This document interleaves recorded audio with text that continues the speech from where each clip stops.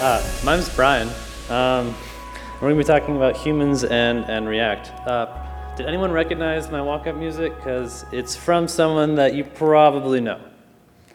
That was Mr. Ken Wheeler right there, Mr. Jersey Wide himself. He spoke on this stage last year, so I figured I'd give him a little shout out. And before I get into introducing myself, I wanted to show you something that is very important. Some very top secret research. We're all on FriendDA right now, right? So no more pictures. No, I'm just kidding. You can take pictures. Oh, that's the wrong color green. Sorry. Anyway. Yeah, these were professionally done slides, by the way. It definitely was not me playing around with the draw with your finger feature of PowerPoint. It's pretty cool, actually. Anyway. So we all know Redux, right? This is how Redux works, right? This is totally accurate to scale, right? Including the correct color schemas. Well, we at Microsoft Research are like, what if we did the opposite? Mind blown, right? So we're open sourcing this library today. You can use it today, dsucks. This has been the critical reception that I've seen so far. It's been really good. It's been a really good reception of it so far.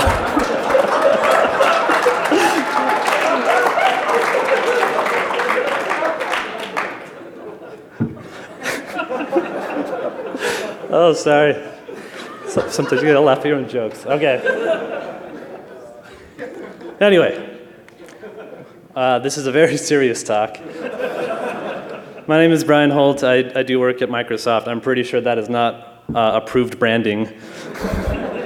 I am at HoltBT on Twitter. You can feel free to reach out to me anytime. I'm usually pretty responsive. I work a little bit on this thing here. Does anyone use this? Raise your hands. A couple of you? Yeah. So I'm the senior program manager for VS Code and this other thing. Anyone use Azure? Literally all of you? Oh my God. That's for the video because they can't see the audience.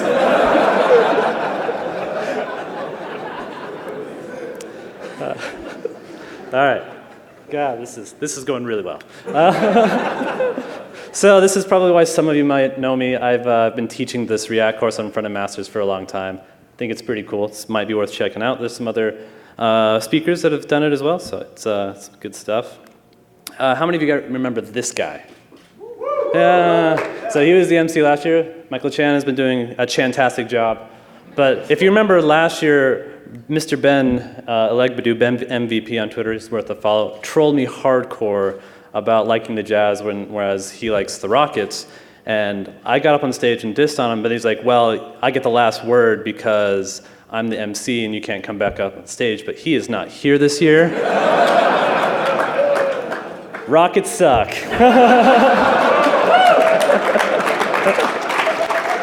That's it for sports. I'm very sorry for the rest of you, but I had to do that. I had to troll him. At some point, this talk gets serious. Oh, sorry. Okay.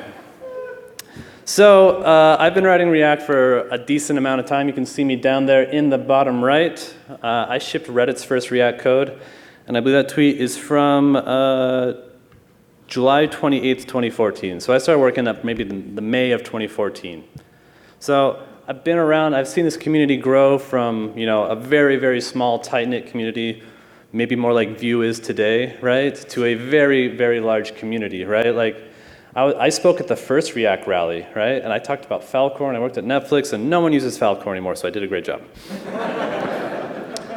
Actually, I was going through some of these tweets, and I found this tweet from Mr. Matt Zabriskie when we were first talking about React, so I thought that was pretty cool. This was before anything of React Rally existed, so it was pretty cool.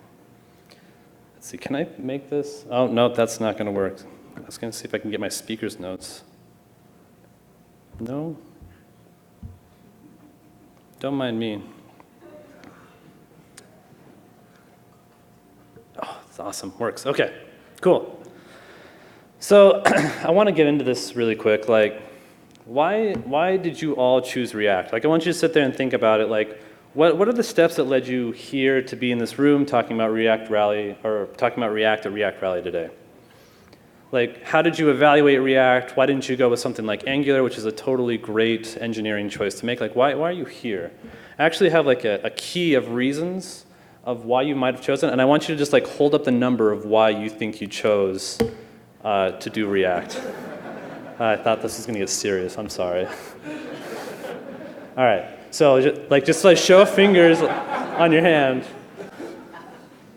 Mine's probably, yeah, I'm probably 10.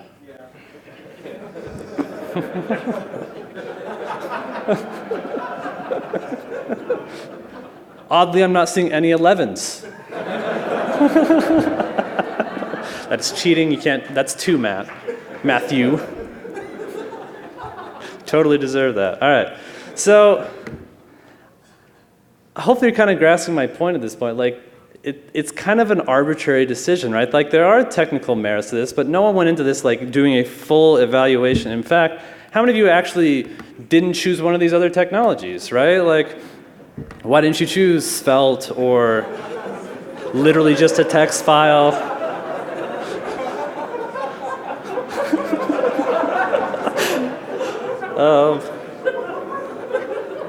Sorry, I got like a little tipsy last night and started just like writing things that came to my head.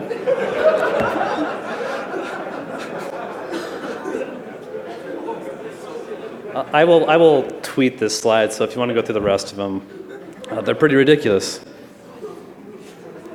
But like the thing that I wanted to go over is like, you could have chosen something like Angular or Ember. Like, they've been around a really long time. You could have even chosen Preact, which is a totally wise and acceptable thing that you could have chosen. So why didn't you? Why did you choose React? I mean, there are code reasons to choose it, but I'm going to guess that that's only like one of the reasons of many. Like, honestly, we choose frameworks kind of like we choose shoes, right? Like, there's a lot of other reasons going into it. It's like, yeah, your Nikes are pretty cool, but did you choose them because they have React technology in them? Or did you choose them because they look cool, or because they have cool colors, or the community around it, or you wanted to go to a really cool conference, right? Like, it's kind of arbitrary. Like, if we want to like take this to like ad absurdum, like we'd see posts like this, right? Like Swift on JS just hacking on some hooks, right? That's for you, Matthew. I'm just. All right, I'm going to say my favorite part of that is the Kanye West saying, "Have you tried TypeScript?" Interrupting her Instagram post because he's never done that before. All right, that's enough pop culture references. All right, but again, that's taking it to the absurd. Like, how is this different than like what the thought leaders are doing on Twitter? Like, you follow them on Twitter, you're kind of absorbing what they're saying, and sometimes we're kind of just taking it at face value. Like, is that what we should be doing? Maybe, like, I don't know. I'm not proposing any different solution, right? Like, I do it too, right? Like, I see like Brian Vaughn tweeting something that's like, I did this, and I was like, oh, that's awesome, I want to do it too now, right? Like, because he's smart, and I rely on him being smart to think for me. And it's worked out really well so far. Like, I'm up here, right? So I'm doing okay. But I guess what I'm getting at here is like, we didn't choose it for technical reasons, so what are we opting into here? Like, why did you even decide to come to this conference, right? Like, if you don't recognize that logo, it's the Fire Festival, right? Just kidding, this is a great conference. But like, why did you come, right? Like, did you come to laugh at my stupid jokes? Because you're doing a good job so far. Or did you come to connect with people, right? To connect with humans, to connect with the community, right? That's kind of what I'm getting at. So why should you choose React? And it's humans, right? It's community. It's people. It's allowing you to do your job faster or better or to reach more people, right? Like, you could go back. I'm confident that almost everyone in this room, or everyone in this room, if I gave you enough time and money and team, that you could go build another framework that's as good or better for React as React for your problem, right? So why did we choose this, right? Why doesn't a company like Netflix or Apple that have these massive teams, why are they using React? Why don't they just build their own? They could, right? That's what happened to Facebook. Facebook just said, we're going to build our own. Because we're choosing the humans, right? We're choosing the communities. We're choosing for that so we can Google things and find it on Stack Overflow and copy and paste it, right? But we're also doing it so we can have these gatherings, right? And so that we can like learn from each other and we have a common framework of communication. And like these are things that I want you to like, think about. I want you to opt into. I want you to be conscious about these decisions of why you're choosing this. React is for humans. React is for your users, right? Like that's a big premise of this talk is you can have the most technically impressive like monument of engineering, but if it has a bad user experience, or if it loads too slow, or if it's not accessible, who cares, right? Like if I give this to your neighbor, right, and you start explaining to them like these crazy awesome TypeScript generics you built, they're just gonna like get off my lawn. The police told you have to get off my lawn. React is for users, and like we've been talking a lot about accessibility and internationalization at this conference, and I'm stoked about that because I'm going to talk about it some more, right? It's for all of your users. Like we all love seeing stuff like this, right? All of your tests are passed. This one has like 300 tests total. You have like your types all checking out great, right? But then what if your interface looks like this? Have you been to this website? User interface, except it's a Y instead of a T. It is the biggest exercise in frustration. I like legitimately had anxiety and had to take a walk after going through this website, right? Like it was so frustrating because I'd like try and do something and it's like you click the button, right? Let's see if I can zoom in here. And it would say like send to bottom instead of close it. It's like, well, no, I want to close it, right? And this is kind of my point. Like you can have these amazing websites, but if you're not, interacting with your designers in meaningful ways, you're going to end up with stuff like this. Or if you're not doing UX research, or if you're just like focused on too much of the wrong thing, you're going to end up with sites like this, right? You're going to end up with really terrible interfaces. Okay, so like let's do a thought experiment right now, right? Let's say that you and I are building some sort of like a app, right, or like a mobile application that people can like press a button and then some mode of transportation will come to them and then it will take them somewhere, right? We could call it Uber. Oh, it's probably taken, so let's go with Goobers. Yeah, and let's say like these modes of transportation are not just like cars and things like that. That's been done, that's played, right? Like we're not gonna get VC funding for that. Or maybe you would, I don't know, Lyft exists. Imagine you're doing one that has like super yachts and helicopters. I guess that's kind of exists too, because you can, anyway, no one cares. So you have this Goobers app that can, hail super yachts and helicopters and doing the important things, right? Do you need to sit there and make it work on low-end Android devices and 2G networks? Probably not, right? Good for you, right? But should your website work on IE6? No, because I can't imagine it's like, I need a $200 million yacht, but I'm going to do it from XP. Right? The ideas are kind of incongruent, so you're wasting time, right? That's what I'm saying that React is for users, right? Like you need to know who your users are. Like if you, as React developers, are not regularly looking at your analytics of like where people are coming from, what browsers they're using, like those kind of things, if you don't know that, then you're not adequately serving your users, right?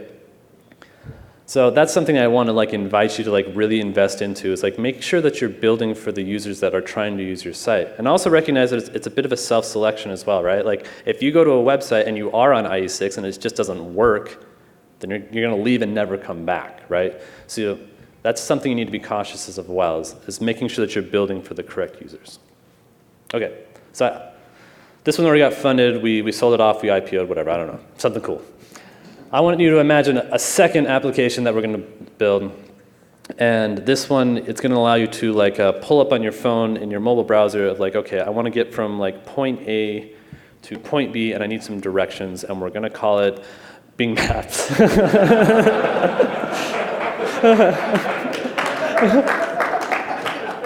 I'm legally obligated to choose this one over other competitors. So I'm pretty sure that Microsoft Legal's not going to be stoked about that one either. So let's call this ring maps. Gosh, that one's taken too. All right, so we're going to go with ping maps. It's probably taken too, but whatever.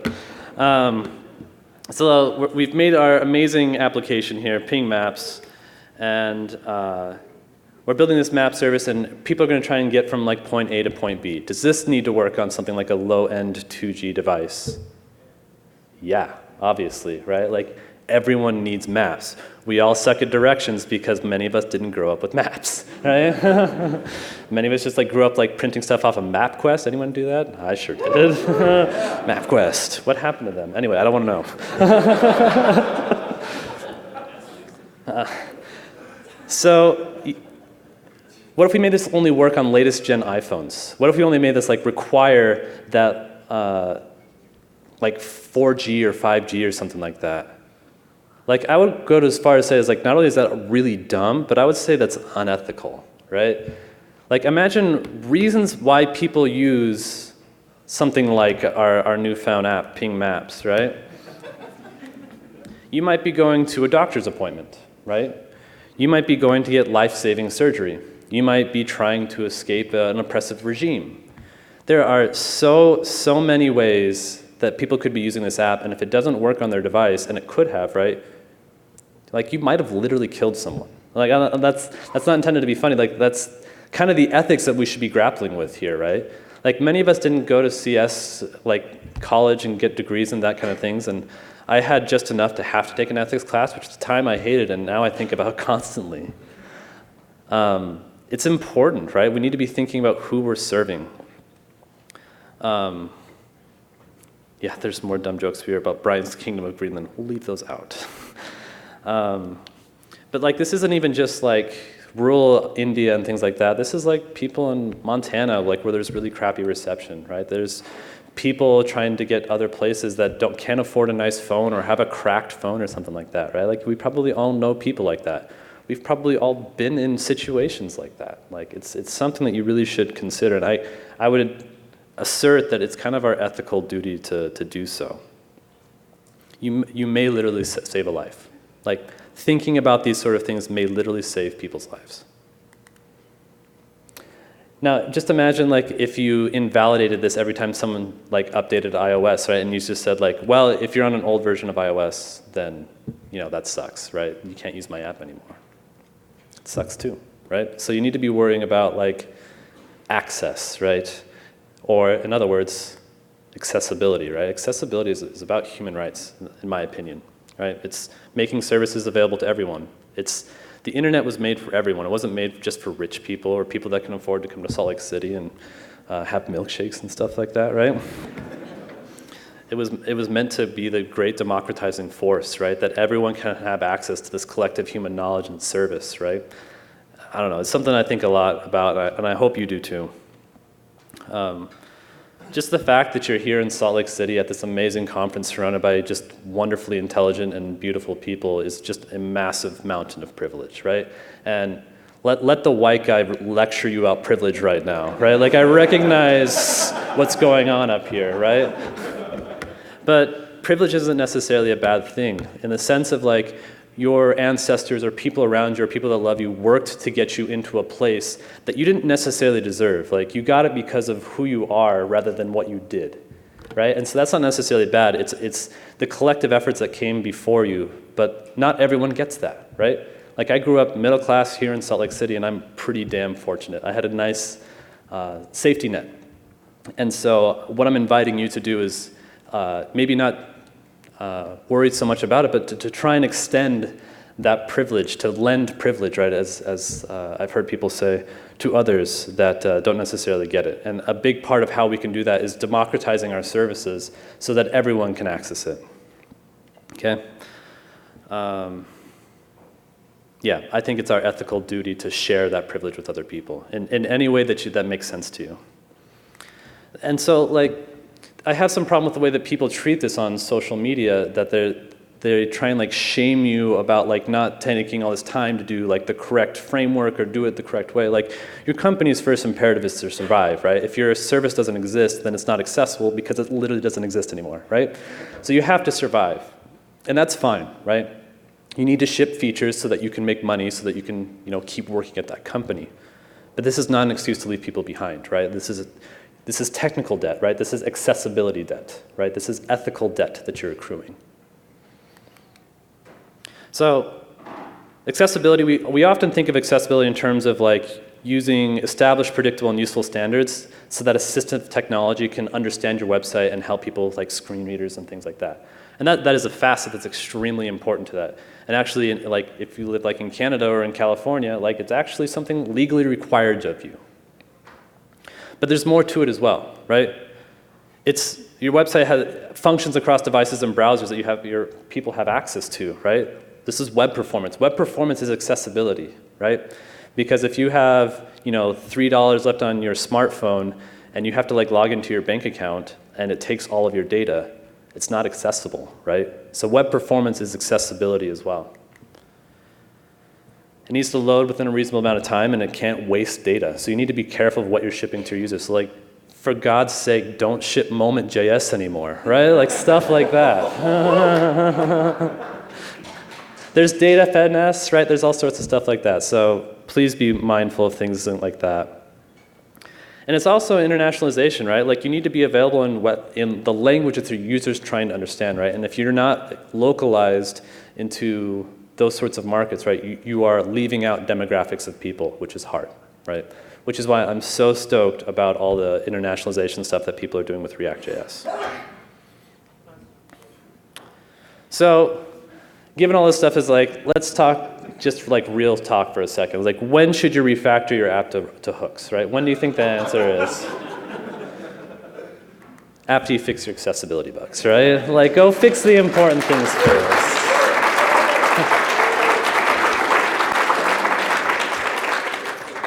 Or never. Like, just don't ever do it. No, I'm not your mom.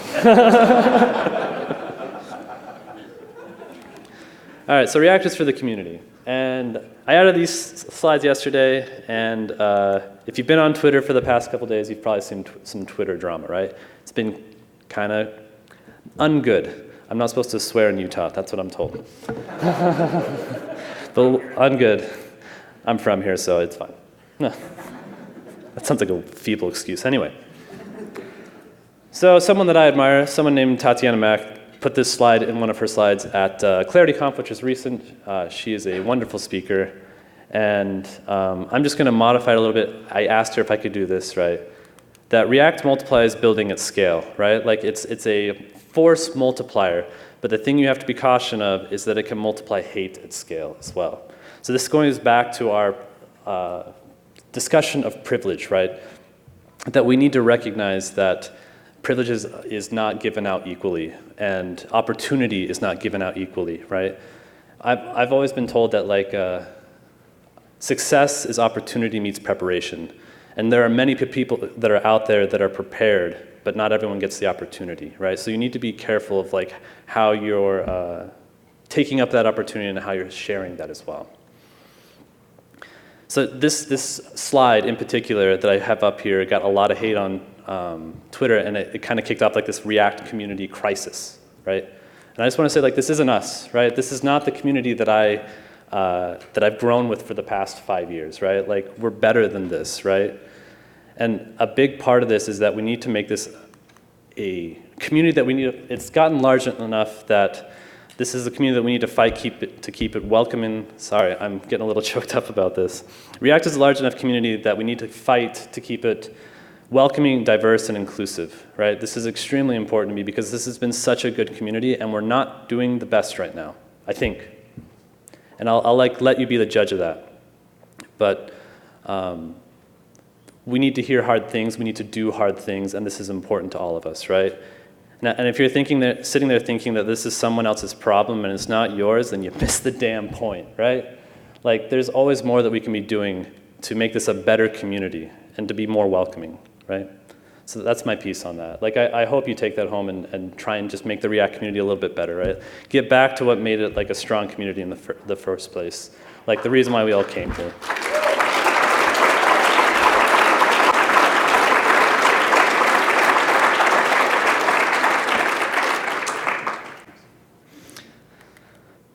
The last one I want to talk about here is React is for you, right? Like, the important part is not the code. It's really great. Like, thank you to the all React core team here, but you're not doing the most important part here. We are, right? Like the community is, right? I love you, wherever you are. You brought together the community, and that's huge. It's a productive paradigm, and the generous documentation and blog posts and nice tweets and all that kind of stuff, I'm just eternally grateful to the people at Facebook doing all these great things. But I want to say that you are extremely important to this community. The fact that you're here, the fact that you're reaching out and making connections with other people, this is what makes this the community that I choose to be a part of still, right? Like the big secret here is I actually don't write that much React anymore. I feel like that girl in Mean Girls, it's like she doesn't even go here, right? Like, it's kind of me right now, right? But I remain a part of this community because I legitimately love this community, right? And it's because you're all here. So I just want to say that this is a plea to thoughtfully learn from other communities, right? Like the Vue community is amazing, right? The Angular community is amazing, the Ember community is amazing, right? And they're doing amazing things and we should learn from them. We shouldn't be defensive, we should be collaborating with them and trolling them a little bit. Yeah. This is a plea to welcome everyone into our community, right? None of this gatekeeping bullshit, and if I see it on Twitter, I'm gonna call you out, right? Like, this is for everyone. From Revel, who's 10 and just making me feel embarrassed about the code I write, to like other sorts of people in the community that I don't know yet, but I hope to soon, right? This is a plea against tribalism, right? I don't believe in that. I don't think it's the right thing. I think it's toxic, and I think it has infiltrated our community a little bit, and I want us to like hear the influencers in the React community to go and stamp it out. This is a plea to lift each other up. Thank you.